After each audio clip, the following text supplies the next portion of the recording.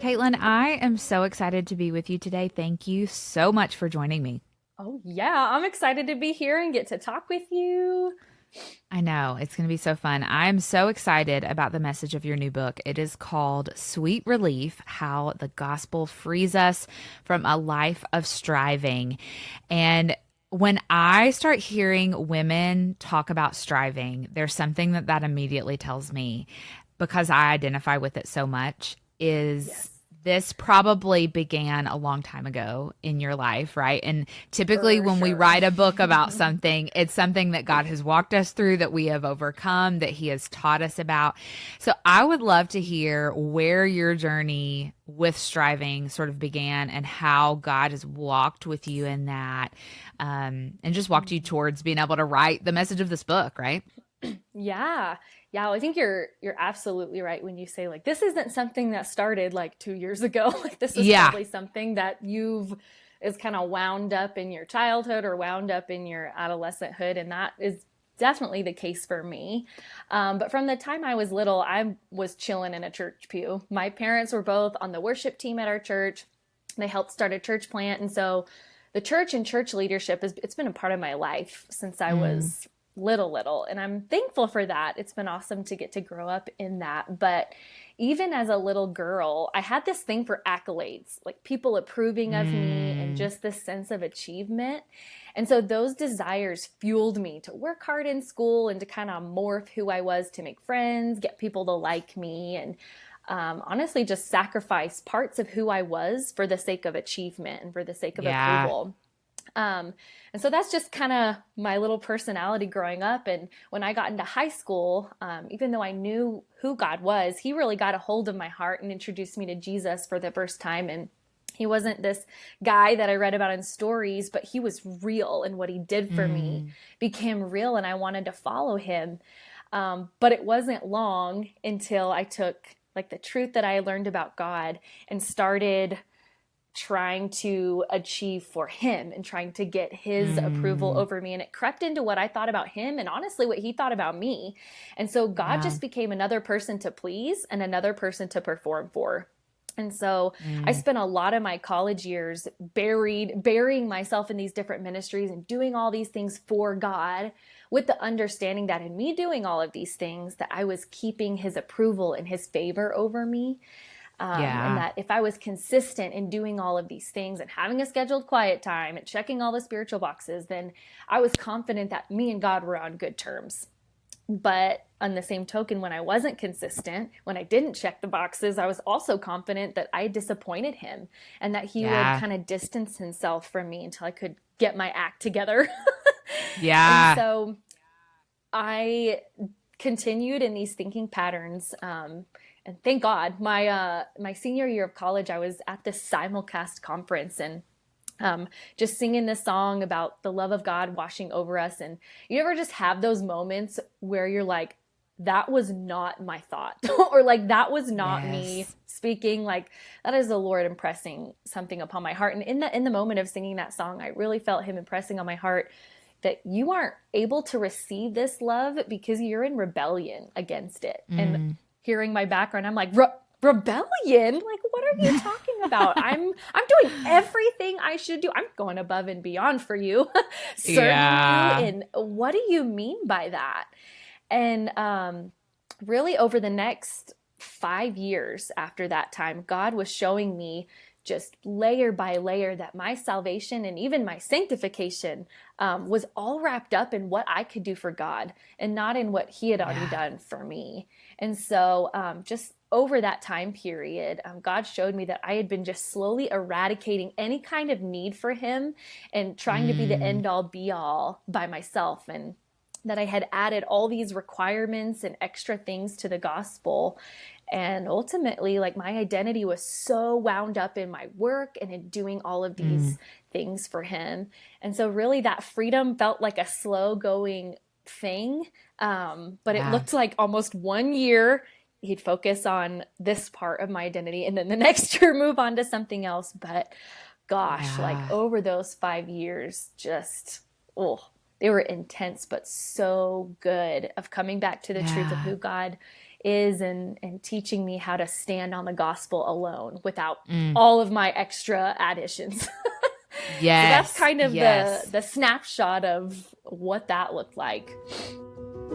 Hey friends, quick break in this conversation to remind you of something. If you are loving the show, you're loving the conversations we're having, it would mean the absolute world to me if you would leave a rating and a written review on Apple Podcasts for Radical Radiance. When that happens, when more of those happen, the show gets put in front of more women, and in turn, it allows them the opportunity to take part in conversations that will show them more about what it looks like to radiate the heart of Jesus. And I can't think of anything better than that. So it would mean the world to me if you would take just 2 minutes of your time and leave a rating and a written review. I'd love to hear what you think. Now, let's get back to the conversation. I love that. I love that. Kaitlin, you and I have been on very similar journeys with the Lord as it pertains to striving. And while I did not write good company. We're in good company. There's solidarity in that.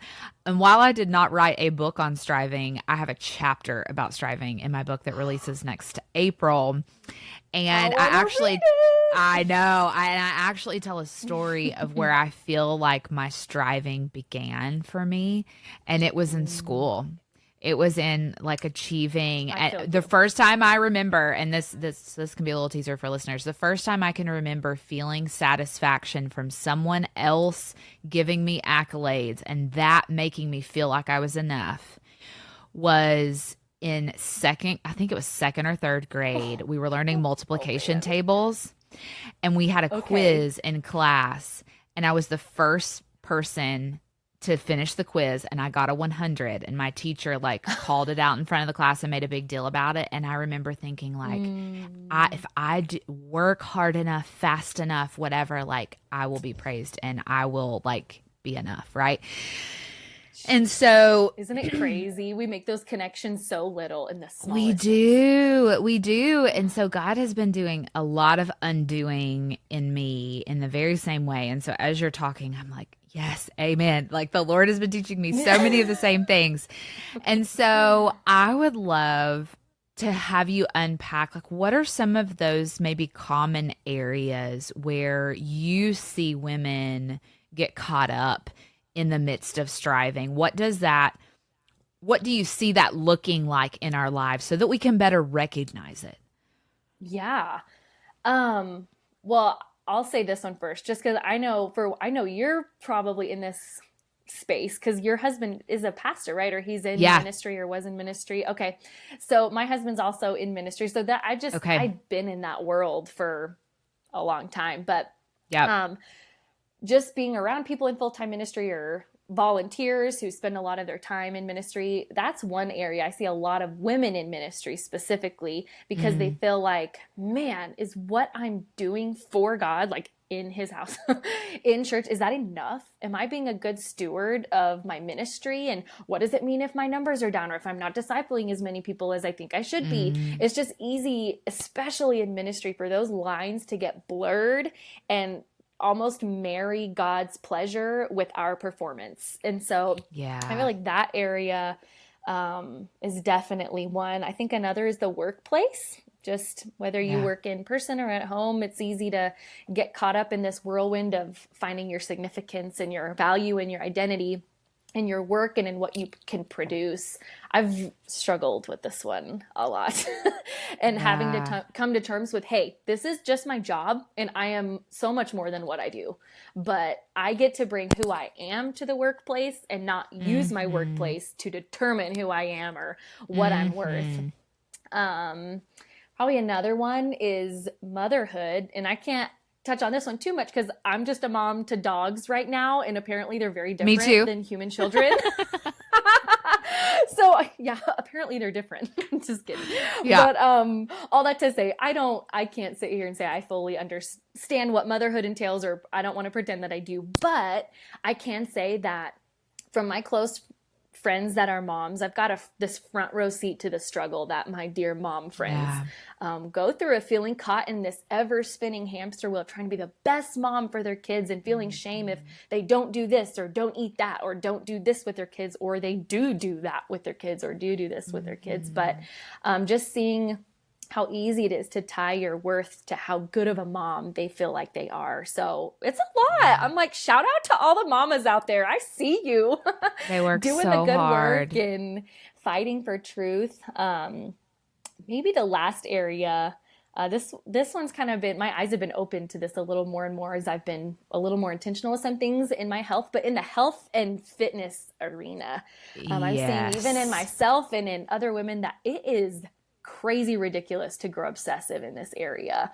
Like, it's so easy to like take pride in eating a certain way or doing a certain kind of workout program, and then shame on the other side if those things aren't happening. And so there's like this swing between pride and shame, which is a huge indicator of striving.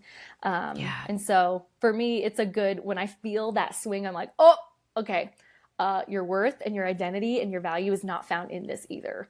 So I'm curious, do you have any other areas that you kind of see this being an issue in? Gosh, I think you just nailed them all on the head. I mean, I agree with what you say in terms of women in ministry. And I think that's such a creative plan of the enemy, right? To take the very plans that God has for us and how he wants us to serve in his church and twist it and pervert it, right? Like that sounds so much like the enemy. So I so relate to that one. And I'm so glad God's opened your eyes to the health and fitness one, because that is something that I have really wrestled with in the last several years. And it's such an interesting area to balance as a woman, because, you know, there's this part of you that knows our body is a temple, and we want to honor and glorify God with the home in which he has given us to live and honor and glorify him on this side of heaven. But we live in imperfect bodies, right? And so we experience brokenness because of the fall. And so in the midst of that, we're going to face things like body image issues and health struggles and brokenness after we have a baby and our body isn't the same anymore, or fear that when we have a child, our body is going to change, and navigating what that's going to be. And so I think there's a lot of offshoots to the health and fitness one where we can get really, really trapped. And I will say, just for listeners who may be saying like, yes, Kaitlin, yes, Rebecca, I'm really, really struggling there. We had a great conversation with Jess Conley about breaking free from body shame. Gosh, when that book came out last summer, one of the best books I have read in a very long time. It freed me from a lot of that. And so if you haven't listened to that conversation, first, just go buy the book. Second, go listen to the podcast. Yes, I love that. Jess Conley.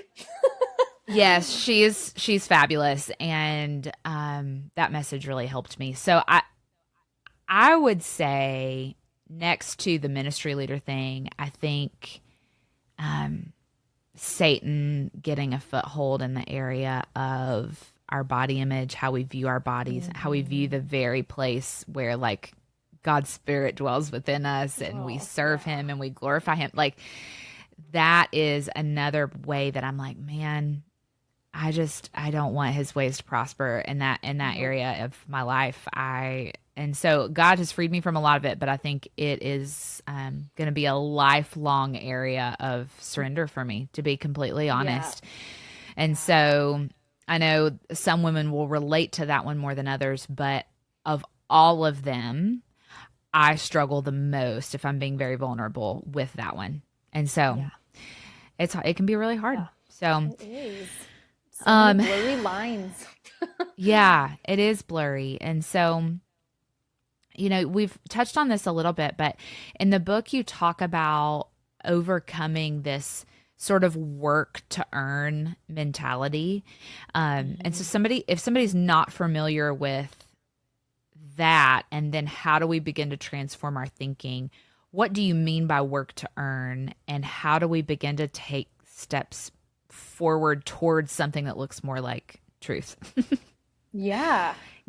I stumbled across this quote a while back, and I was like, where was this like a decade ago? Because it's just summed up exactly what I've been doing. But it's actually by Dallas Willard, and he writes that grace is not opposed to effort, but it's opposed to earning. And earning is an attitude, effort is an action. I'm like, what? That's so good. When we have this work to earn mentality, and it looks like we're doing a whole bunch of things in Jesus' name and hope to earn something from God, be it through spiritual disciplines or doing good things, ministry, whatever.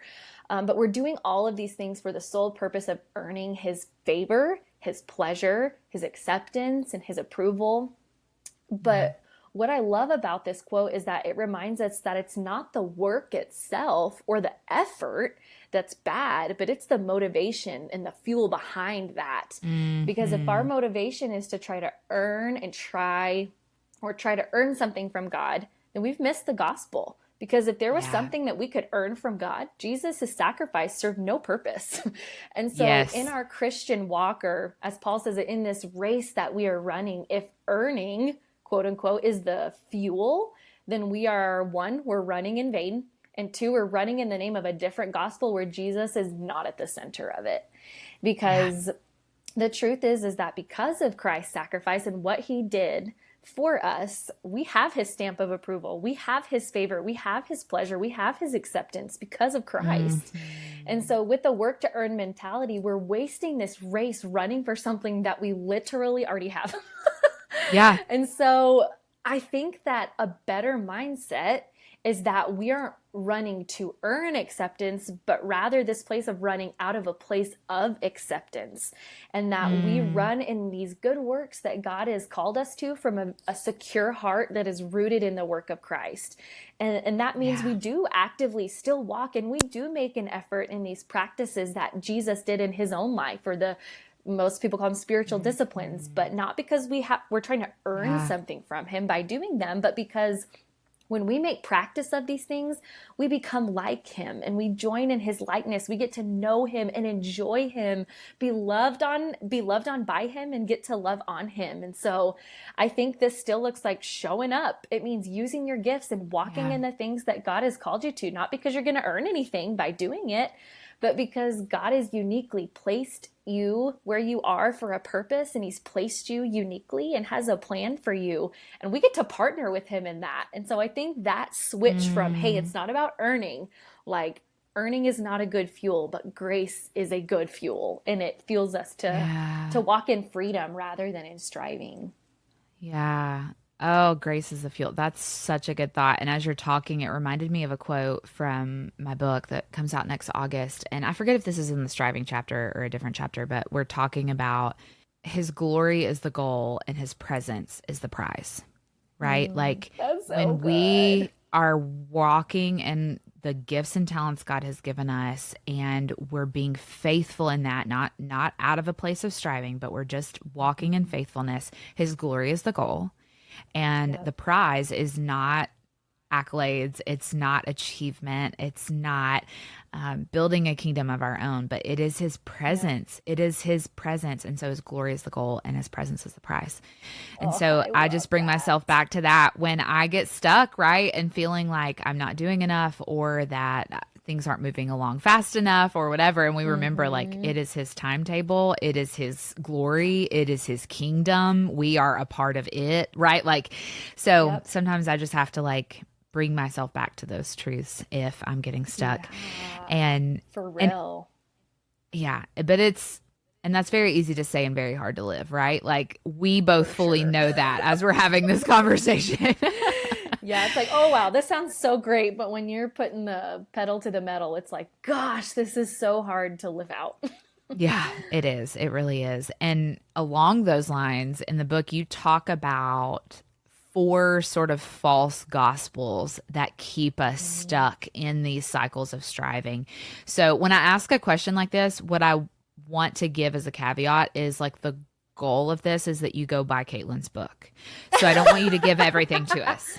But I would love for you to tell us, like, what are those false gospels so that we can better recognize them in our lives. Yeah. Okay, cool. Well, I'll just give you like the name of it and then basically maybe the lie that it contains. Love it. So I'll do that. Okay. So they all have little names. So the first one, I love it. The first false gospel is called the DIY gospel. And so basically debunks this common rebuttal of, but I'm a good person. And so the heart of this false gospel, it proclaims that, well, the righteousness that I bring to the table, it's enough, and I don't need the righteousness of Christ. So that's the first one. And then the next one is the so that gospel. And this one gets me every time because this is the one that I get trapped in the most.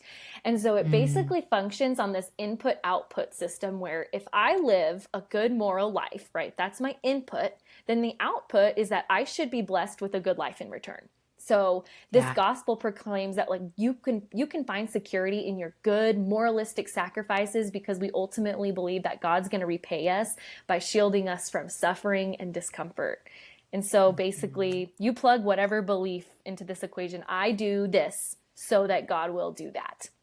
And so I think this one leads to probably the most painful disillusionment because that's just not how it works. And so that gospel. The third one is the gospel of grit, which is not necessarily this idea of a works-based salvation, but almost a works-based sanctification. God did his part by saving me, but now it's my turn to live better, to do better, and change myself into the image of Christ, all about myself. And so that chapter talks a lot about the Holy Spirit's role in transformation and what grace-driven effort looks like. Yeah. And then the last one, the last false gospel is called the you do you gospel. And this one paints striving in a little bit of a different light. But this false gospel comes into play when we hear the good news of grace and instead of swinging to one side of the pendulum of like rigid rule following, legalistic tendencies, but it's almost to assume that our job is to totally disregard discipline, spiritual practices, moral, and almost swing to this other side of the pendulum thinking, phew, like I'm finally free of all that. And so we might conclude that striving only exists in the rigid rule following side, but it also exists in the other because that perspective is going to lead us away from Christ too. Because anytime we're operating out of our flesh, it's going to lead us to strive because we're not living in the freedom we were made for. And so just talking about how both of those extremes actually will keep us as slaves to our flesh. And so those are the four false gospels, and you can read more about them in the book. And they come with reiteration of what the true gospel is with those. Yes. Amen. Those are so good. And I think we can all, like, as you were talking, I know which one I relate to the most.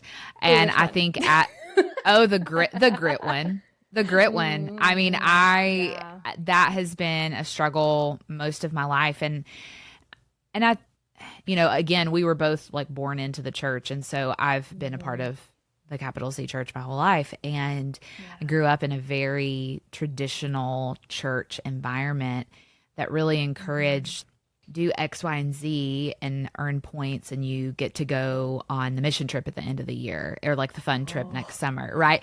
And so for a girl who loves to check boxes and finish to-do lists and was really wired with this achievement bent personality,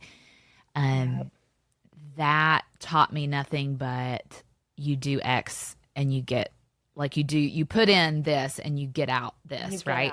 And so my adult life, God has done a lot of undoing of, not that I don't want to paint the picture that everything about that church culture was wrong, right? But there are narratives that you can take away from that and it be really impactful. And so God has really done a work in me of like, okay, what of that is based on my truth and my word and my gospel, and what of that is works-based. And so anyway, I could talk about that all day. So good. That's good. But I'm like, I get you. I know.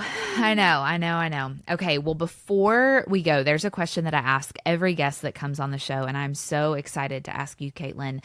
The podcast is called Radical Radiance, with a heart to really help women see how they can radiate the heart of Christ in their life, their work, their relationships. And so the question I love asking is, what about Jesus makes you radiant? I love this. I love that a lot. I had to think on this one because I was like, man. But the verse that kind of came to my mind when I hear this question, it's in Acts somewhere, but it says like the people in this area were astonished by the boldness of the disciples, and they recognized that these men had been with Jesus. And that line, just that people recognize, oh my, like I can tell they've been with Jesus. People could see his radiance on them. And so I think this has been most evident for me in my classroom. So I teach second grade. And we talked about in the beginning of this podcast, like in the classroom, like you're learning, you're having to take assessments and taking tests and learning social skills and like correcting different behaviors, all of it. But because in my own personal life, God is having to remind me so often, your work is not your worth. And he just pours into, this is who you actually are. You are free to fail. You're free to need me. You're free to try again. And I'm going to be there with you. Just because I'm hearing those words spoken to me so much, I'm then able to radiate that same kind of love and come down on that second grader level who is so raveled up in their performance, who maybe has a family or a home environment where they're spoken down to and just spoken ill of. And I get to look them square in the face and come down gentle and soft and say, let me tell you what's actually true about you, and just get to call out these things that I see in them and teach them like, hey, this is how you fight lies and cling to truth, and just watch them light up. And so working in a public school where like I'm not, quote unquote, not allowed to preach the gospel or whatever, but that God has been able to use that and get to be his hands and feet and getting to just remind these little kids of their identity. That's my favorite part of my job, and just getting to, like you said, radiate that. So that would be it for sure. That's so good. So good. Well, I would love for you to share, where can listeners connect with you? Where can they grab the book? All of those things after this conversation. Yeah. So you can find me on Instagram. My handle is Kaitlin Garrison. And then you can find my book, Sweet Relief, on Amazon. You can find it on my publisher's website through Leafwood Publishing. So just be sure to check that out. I'm also on Facebook sometimes, but not very much. So you can find me there like once a year. I'm trying to be better. I really am. But those are kind of where you can find me. I do blog occasionally on KaitlinGarrison.com. So you can pop over there. Got some fun freebies and Bible studies for you. So those are all the places that you can connect with me. Would love to connect with some of your listeners for sure. Awesome. Kaitlin, I'm so grateful for you and for the message of this book. I can't wait to see how God uses it. And I just want to say one more time, thank you for being my guest today. Thank you for having me. This was awesome. So awesome. I loved it. And good to connect on all of these things with you from somebody who also gets it. Yes, I loved it. Loved it.